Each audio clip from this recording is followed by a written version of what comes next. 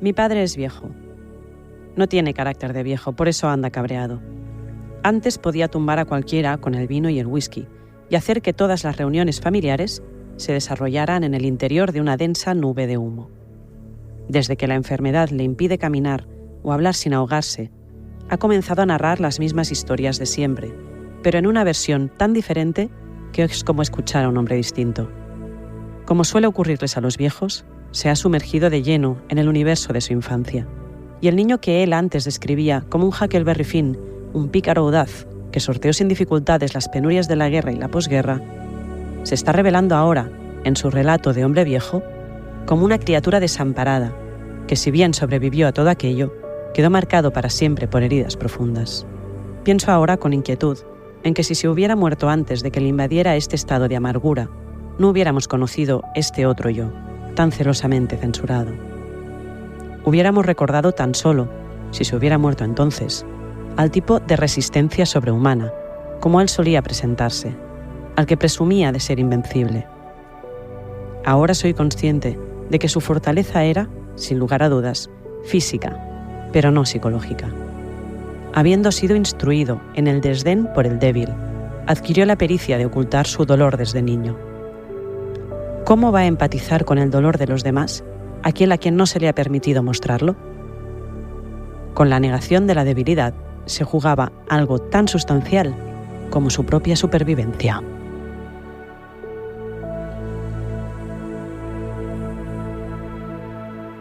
Elvira Lindo publicó A Corazón Abierto pocos días antes del confinamiento de 2020. La escritora convierte a sus padres en personajes literarios para aproximarse a ellos, con libertad, lucidez y sabiduría, y homenajea así a toda una generación. Una generación que no se exilió y que se quedó en un país gris marcado por la Iglesia Católica y privado de muchas libertades.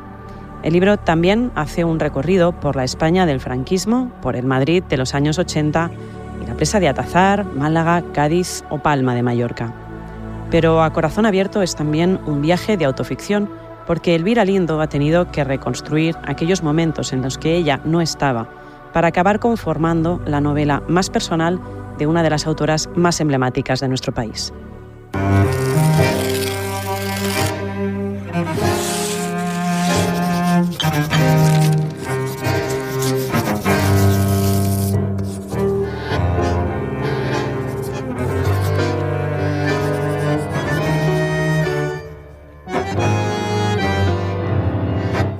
Elvira Lindo, muchísimas gracias por acompañarnos hoy en el Saloncito de Puño y Letra, en este episodio más especial del Día de la Escritora. Muchísimas gracias. Nada, a vosotros. 4 años ya desde la publicación de A Corazón Abierto. Podríamos decir quizá que, o seguramente que es de las novelas más especiales, seguramente, que has escrito, porque en ella nos hablas de tu familia, especialmente de tus padres. ¿Cómo de difícil ha sido transformar a tus padres en personajes literarios? Yo la verdad es que escribí sobre ellos porque creí que había material, que eran buenos personajes. Yo sé que para todo el mundo los padres son importantes en un sentido positivo, negativo, regular, lo que sea, ¿no? Pero mis padres tenían una buena historia. Yo no lo hubiera hecho solamente por hacer un libro de mis padres, sino que creo que mis padres, sobre todo mi padre, era un personaje que yo ya había utilizado para piezas de humor. Lo que ocurrió es que mi padre, que era un vividor y una persona bastante extravagante, en los últimos años de su vida, cuando tuvo que dejar de ser vividor porque el cuerpo no le daba, entonces empezó a contar sus recuerdos de manera más amarga. Y entonces es cuando yo pensé que no solo el humor podía captar esa personalidad, sino que había que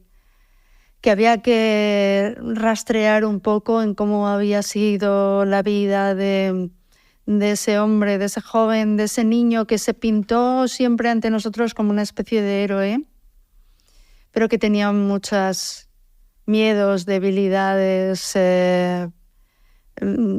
no sé, creo que de alguna manera, sin quererlo él, simbolizaba a tantos hombres de esa época que fueron prisioneros de una masculinidad a veces violenta, no en el sentido de violencia física, ¿no? Sino violenta para ellos también, ¿no? Y que vivieron de niños una guerra, de jóvenes una posguerra muy dura, luego vivieron la estrecha moral de la Iglesia Católica y luego, como muchos de ellos, abrazaron la democracia con mucha alegría también por sus hijos. Entonces, creo que él había recorrido todos esos periodos históricos, pero también muchas partes de España, porque tuvimos una infancia muy nómada y él tuvo una vida muy nómada. Entonces, eso junto a su carácter, que era una persona tremenda, pues me hizo pensar que podía convertirlo, o que era ya un personaje, ¿no? Además, en el proceso, de alguna manera, se entremezclan, entiendo, recuerdos, cosas que seguramente has podido extraer de explicaciones de tu familia, pero también tiene que haber una parte de imaginación, de ficción. Por supuesto, yo creo que hay algo en lo que yo ya me relajé. Yo tenía muchas cosas de ellos, sobre todo porque son generaciones que tienen muchos recuerdos palpables, materiales, es decir, cosas que a lo mejor nuestros hijos no van a contar con todas esas cartas, cuadernos, fotos, postales, todas esas cosas. Estaban en mi mesa de trabajo y yo contaba con ellas, pero había un momento en el que ya tenía que ser tu imaginación la que supliera aquello que no tenías, es decir, lo que era la vida íntima de mis padres. Yo no había entrado en su cuarto, más bien había sido expulsada muchas veces de ese cuarto, pero tuve que imaginar, sobre todo siendo fiel, lo que yo quería era ser fiel a la personalidad de cada uno. Y siendo fiel a la personalidad de cada uno, yo creo que me sentí poseída por los dos personajes y creo que fui bastante leal con lo que ellos fueron. Hay unas, no memorias, hay unos libros, hay 3 libros sobre padres que yo leí después, pero que si los hubiera leído antes hubieran sido un modelo, porque tienen mucho que ver con esa forma de construir el recuerdo, que son los 3 libros que Berman, el director de cine, dedica a sus padres. Entonces hay obviamente muchas cosas que él inventa sobre la vida sexual de sus padres, por ejemplo. Bueno, pues yo creo que la forma en que él reconstruyó esa vida interior de sus padres es la misma manera en la que yo lo hice y me siento bien con eso. No estoy fabulando, no los estoy haciendo más interesantes. Creo que así eran, verdaderamente. El título lo dice todo, ¿no? A corazón abierto, creo que es un poco abrirse en canal esta novela. ¿Hasta qué punto ha sido terapéutico para ti? Bueno, sobre el título yo dudé mucho porque un título que tuviera la palabra corazón me hacía dudar, ¿no? Y pregunté mucho, pero tú no... O sea, yo me daba miedo como cierta cursilería, lo digo como lo siento, ¿no?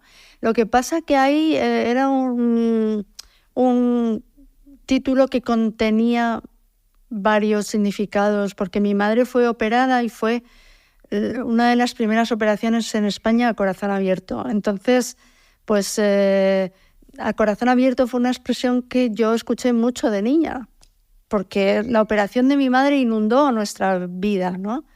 Por algo tan dramático y por haber un antes y un después de esa operación. Y luego, por supuesto, pues al corazón abierto es contar las cosas sin tapujos, sin pudor. El caso que las cuentes sin pudor no quiere decir que no haya un decoro. Es decir, yo no intentaba aumentar, digamos, lo escabroso en la vida de mis padres. Yo sé que ahora estamos en una época muy exhibicionista, donde hay veces que se da una vuelta de tuerca a lo escabroso para, digamos, bueno, a mí me ha pasado más de lo que le ha pasado a nadie. Bueno, yo no tuve que aumentar para nada las vicisitudes, el dramatismo de la vida de mis padres, que estaba ahí. Yo fui fiel a esas vidas que me parecieron muy interesantes. No siempre me lo habían parecido, porque mi generación estaba muy... digamos, la admiración hacia nuestros mayores era hacia los que se habían exiliado o los que habían estado en la cárcel. Para mí, toda la gente de izquierdas que que digamos que yo entendía eso como la gran aventura, digamos, de mis abuelos o de mis padres, pero mis padres no habían vivido eso. Mis padres son los que se habían quedado en España con la labor de mejorar su propia vida y de mejorar también el país. Y me costó tiempo, me costó madurez entender que ahí había una aventura también. De hecho, hay un fragmento del libro que dice, si me permites lo leo muy rápido, dice: yo que tantas veces he escuchado, escrito y venerado las historias del exilio español, que compadecí a los que tuvieron que irse, a los que hubieron de forjarse una nueva vida lejos de su tierra y fueron desposeídos de lo que era suyo. Veo ahora en él a uno de los desgraciados que hubieron de quedarse, olvidar el trauma de la guerra que marcó su niñez y sacar adelante un país de mierda. Tal cual es así ese fragmento del libro, y en realidad, de alguna manera, dando ese protagonismo a esa fase que vivió tu padre, haces casi un homenaje a todos esos que se quedaron aquí y que además no acababan de hablar de la guerra, supongo que por el dolor, y de la posguerra, supongo que por el dolor que se generaba, ¿no? Fue una generación que tuvo que tirar del carro y además sin hablar demasiado también por lo que venía después, ¿no? Sí, fue una mezcla de que ellos hablaron muy poco y de que nosotros no preguntamos casi nada. Entonces, yo me acuerdo cuando empecé a trabajar en la radio, pues el tipo de personajes que a mí me atraían. Enseguida yo era una persona con mucha conciencia política, no era raro porque mi barrio era así, todo el mundo, ¿no? Entonces, pues el tipo de héroes o heroínas que a mí me gustaba entrevistar, pues eran de un perfil específico, ¿no? Y además yo creo que mis padres se sumaban también a eso, es decir, que yo lo recuerdo viendo, por ejemplo, programas en la tele como La Clave, y tenían tantísima curiosidad por esa gente que se había ido, que había vuelto, que estaba participando en la apertura de las libertades en España. Tenían curiosidad y participaban de esa admiración nuestra, ¿no? Pero por lo menos no hablaban de la miseria que habían pasado. Yo creo que fue un hombre que a mí me entristece a veces pensarlo, que quiso ser muchas cosas y no pudo serlas. Porque es que no pudo serlas, porque cada paso que quería dar, de alguna manera la realidad se lo impedía. Él fue estudiando así de aquí para allá cálculo, porque evidentemente se dio cuenta de que su genio estaba en lo matemático, ¿no? Entonces, pues fue, digamos, pillando de aquí y de allá. Y luego esa cosa tan tierna que yo recuerdo siendo niña, ver a mi padre estudiar. Ver a mi padre estudiar Derecho, sí. Pues ver a mi padre estudiar Derecho y hablar de las notas que había sacado. Y no le daba importancia entonces a eso. Claro, al niño le parece todo normal, ¿no? Pero ahora lo pienso y digo, pues fíjate, ahí estaba un señor que ya era él en su empresa había ascendido, se había hecho a sí mismo, pero quería más. O sea, él odiaba esa titulitis que había en España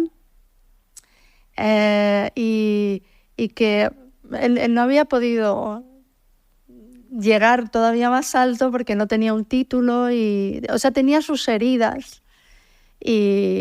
Pero ahí estaba con 4 hijos y estudiando por las noches. Lo que está claro es que fue un hombre que se tuvo que buscar la vida, y un espabilado, por decirlo de alguna manera, ¿no? Porque con 9 años ya, en esa situación, ¿no?, de la posguerra, empezar ya ese periplo de ciudades en las que vivió, y vosotros también luego como familia, ¿no?, que pasasteis por Madrid, Cádiz, Málaga, Palma, habéis pasado por infinidad de sitios, Tarragona, si no me equivoco también. Tarragona, sí. A mí mi marido me suele decir, no es posible, porque yo siempre digo, aquí vivimos o aquí veraneamos, y dice, no es posible. No caben más sitios. No caben más sitios, ¿no? Pero sí que es verdad que tuvimos una vida muy nómada, que él la había tenido previamente y que luego yo la continué también, he tenido una vida muy nómada. ¿Hasta qué punto se ha marcado el carácter, esa vida nómada y ese carácter de tu padre de buscaros la vida? Sobre todo yo creo que a 2 hermanos, somos 4 y yo creo que a 2 hermanos nos ha marcado mucho. Hemos continuado teniendo esa especie de ansiedad por el cambio que yo pretendo frenar, porque siento que que no tengo edad para seguir mudándome de casa, ni de barrio, ni de ciudad, ¿no? Pero ha sido hasta muy recientemente que he empujado a mi familia, ya a la familia creada por mí, también a mudarse de un sitio a otro.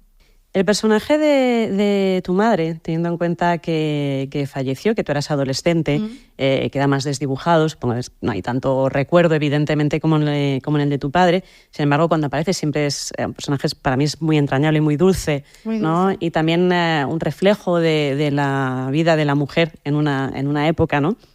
Pero he querido rescatar un trocito que nos ha llamado mucha atención, que habla un poco de los celos que siente tu madre hacia a la persona que os está cuidando en el Atazar. Si me permites, leeré un fragmento muy cortito porque me interesa hablar de esa intensidad familiar. Porque dice: mamá tenía celos de mi relación con aquella otra madre. Yo lo percibía a la manera instintiva pero perspicaz en que comprenden la realidad los niños. En casa todos éramos celosos y eso generaba un ambiente de tensión permanente entre nosotros. Nos asignaron nuestro papel en el árbol familiar con tanta dureza que cada uno quería ser el otro para escapar de sí mismo. Suena a intensidad familiar absoluta, ¿no? De alguna manera es como que existe ahí estos celos, este núcleo familiar donde la emocionalidad se mueve constantemente, sí. ¿no? Yo recuerdo que cuando vivimos en Palma de Mallorca, yo fui a un colegio con una pedagogía más moderna de la que se solía, ¿no? Y entonces nos hicieron algo que estaba empezando a estar de moda en la época, que es un test psicológico, un estudio psicológico. Y estamos hablando del año 72. Y entonces yo todavía tengo el resultado, aparte de la inteligencia, memoria, todas estas cosas que ya están muy superadas, ¿no? Pero hay 3 líneas que me chocaron, ¿no? Que decías, sería una niña que obtendría muchos mejores resultados académicos si no fuera por una intensa emocionalidad. Entonces, claro, la persona que hizo ese comentario no sabía la emocionalidad que yo tenía que soportar a diario en mi casa. Desconocía eso, intuyó, por la razón que fuera, yo no sé ni cómo era el test, no me acuerdo. Pero claro, tenía una madre que dependía emocionalmente mucho de mi padre porque íbamos de un lado a otro y ella era una mujer que estaba muy sola. Tenía un padre que era pues un Don Draper a la española, era como el hombre atractivo, muy celoso de su mujer, pero luego, en fin, un vividor. O sea, es que eso era muy clásico, el celoso que luego es un poco golfo fuera de casa. Y luego entre nosotros entre mis hermanos y yo había una competencia. Y como digo, teníamos muy asignados nuestros papeles, pero el que nuestros padres nos hubieran definido con tanta rigidez también hacía que pensáramos que el de al lado tenía un puesto mejor que el nuestro, ¿no? Entonces, yo supongo que mucha gente podrá identificar eso en su propia familia. El pequeño siempre quiere ser que le tomen en serio como el mayor quiere ser menos rígido que el pequeño, o sea, cosas así. Pero creo que el hecho de que mis padres fueran celosos, los dos, a su manera, y uno con más poder que la otra, nos influyó de alguna manera en nuestra educación sentimental y fue nefasto.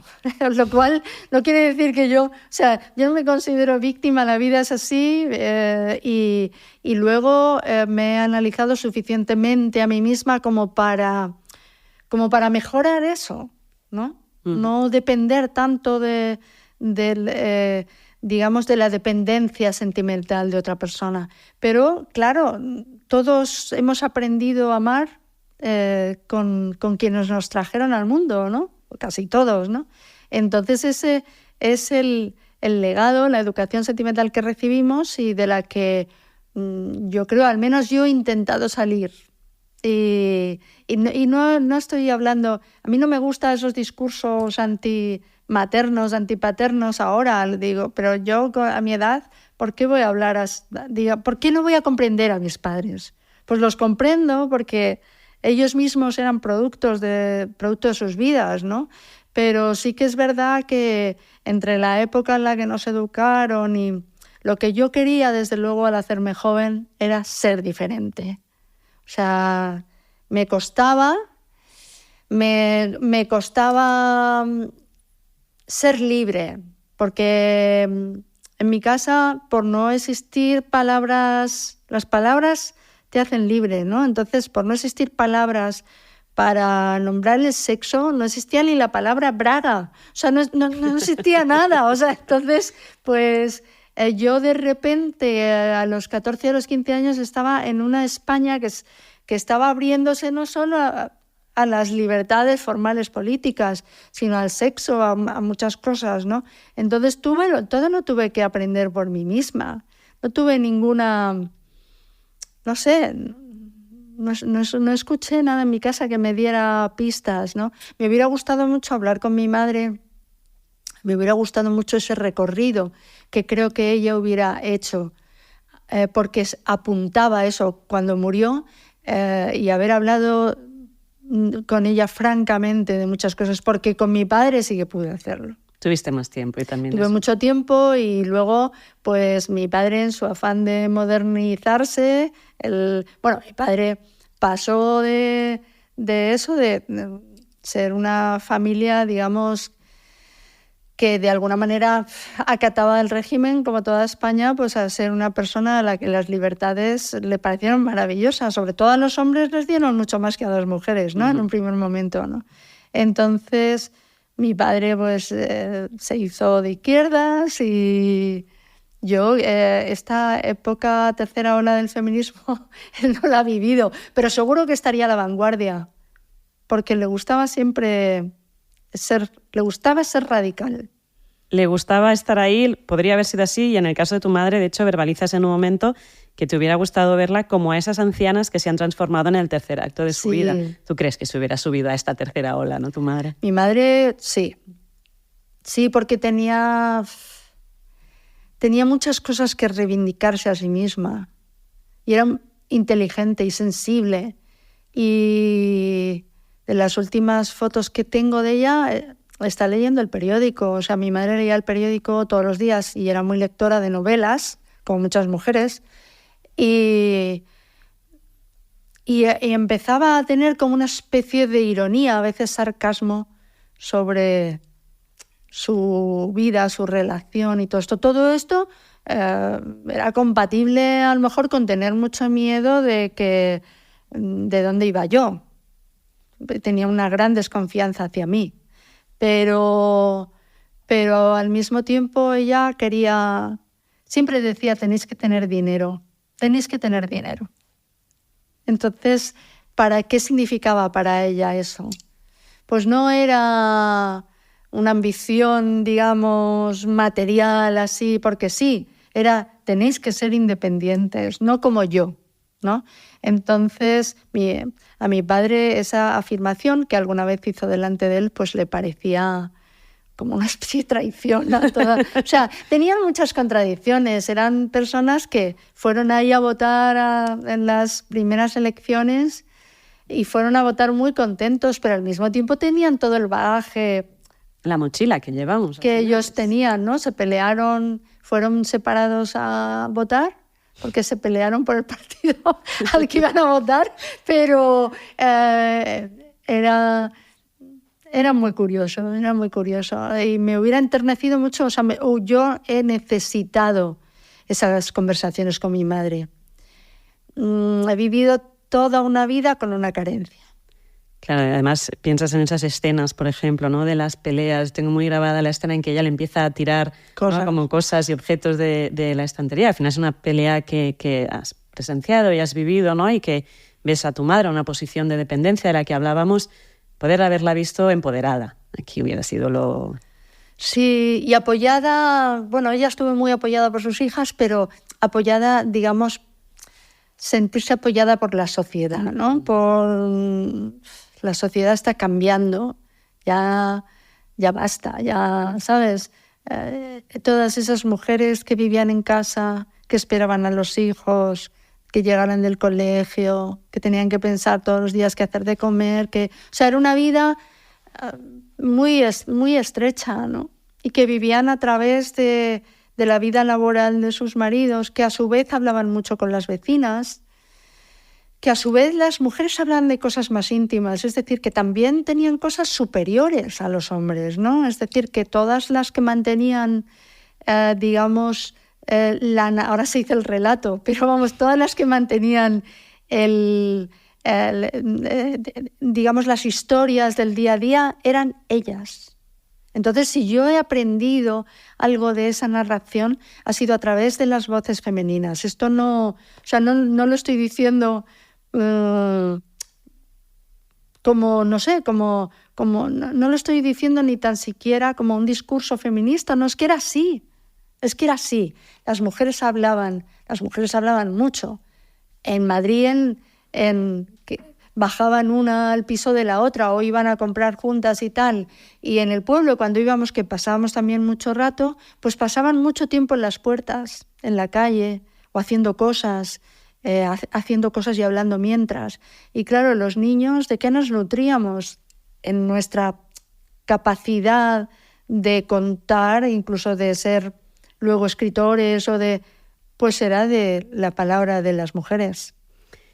En el carácter, en cambio, de tu padre, tiene un carácter fuerte, muy fuerte.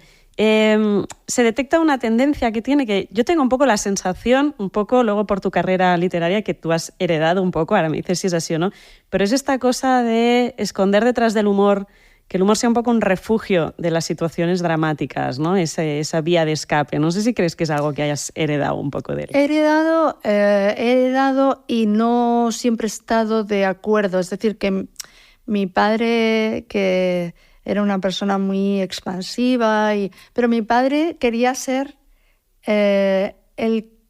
ahora se diría, como decía antes, el dueño del relato. Mi padre quería ser el que contara las cosas que nos habían pasado a su manera, ¿no? Pues a lo mejor había cruzado la cara a uno de mis hermanos y luego lo quería contar a su manera porque de alguna manera eso a él le provocaba cierto remordimiento. Esto de mayor le ocurrió, o sea, quería contar las cosas o cómo se había portado él en la vida, porque él había sido mucho más comprensivo, digamos, con las debilidades de sus compañeros, de sus colegas. Él había ayudado a mucha gente. Entonces, en el aspecto exterior, público, etcétera, él había sido de verdad una gran persona. Pero claro, en lo doméstico, pues era el jefe y era a veces muy arbitrario. ¿Qué hacía? Pues envolver en humor su forma de actuar muchas veces, ¿no? Y eso se nos contagiaba, era una forma de obedecer. El humor era ser obediente, porque era lo que él quería, ¿no? Entonces yo me he dado cuenta que en el estilo que yo he tenido escribiendo, que también tengo una tendencia muy mía, que es hacia el humor. Pero también he llegado a reflexionar cómo hasta qué punto ha sido un refugio o un escudo para no mostrarme a mí misma como soy, ¿no? Uh-huh. Y cuando, por ejemplo, hay quien dice, no, es que ya tus artículos o tal no son como antes porque no tienen ese humor. Yo sigo teniendo el mismo humor. Lo que pasa es que quiero tener la posibilidad de hablar en serio de las cosas que quiero hablar en serio. Uh-huh. Entonces, pienso que para las mujeres muchas veces el humor ha sido la manera de poder expresarnos, ¿no? Pero también era una manera por parte de los responsables de los medios de mantenernos a un lado, ¿no? La mujer es la que pone el toque, la guinda, el toque gracioso y tal. Eso ha hecho que haya mujeres muy irónicas, muy sarcásticas, está muy bien, pero al mismo tiempo te excluía del debate serio. Uh-huh. Y ahora sí, hasta aquí llegamos, Elvira Lindo. Muchísimas gracias por acompañarnos en el programa de hoy y por este viaje que es A Corazón Abierto. Pues una alegría haber estado aquí. Muchas gracias.